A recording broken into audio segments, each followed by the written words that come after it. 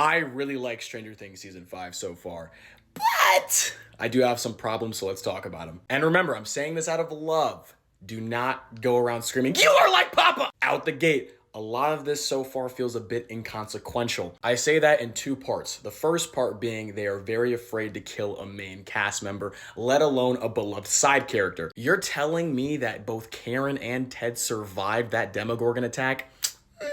Like, Karen, I understand. That's where Nancy gets the walk him down part from. But really? And how many times are you guys going to pump fake Hopper's death? Stop doing that. Stop playing with my emotions. Second part to this, I feel like we kind of just brushed past the ending of season 4 with the upside down bleeding into the real world with a quick little Robin recap. Not sure I'm the biggest fan of that time lapse and or the fact that they just patched up the rift with metal plates. But I guess that makes sense why Vecna can just easily come to the real world now. I'll let it slide. Next up, I have the group pairings.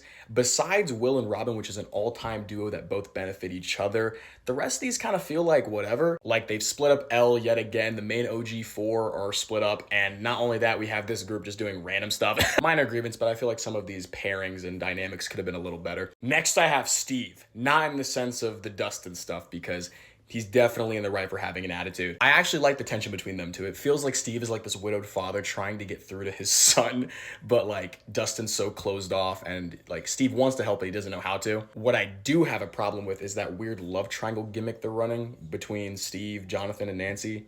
Let's cut that out. I don't need to see Jonathan and Steve competing for Nancy. At this point, Jonathan don't know what he want. Nancy don't know what she want. Steve does, but like he should, no.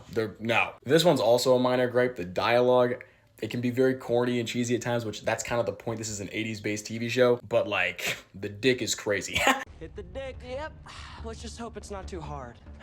If it is, I'll soften it. They're lucky they have really talented actors like Sadie Sink that can like deliver these corny lines very well, because otherwise I'd be cringing a little bit. And lastly, this release schedule, which is clearly impacting the way they structure these episodes. There is no reason why we aren't doing weekly episodic television for one of the most beloved and hyped up shows ever. Releasing 4 hours worth of television during the holidays when people are trying to do other stuff, like I'm going to get spoiled. And because they structure this in volumes, I know episode 4 is going to be a banger. The other 3, it takes a while to get going. For me, the first 2 episodes were cool. Then we got to episode 3 and it was starting to ramp up. And then 4 was like, they should have released this week to week, because man, oh man, would it have dominated the conversation for such a long time. Still is gonna, but it could be even crazier. Once again, still love the show. Just airing out some thoughts. Am I gonna rewatch those 4 episodes? You bet. Last thing though, where is Susie Poo?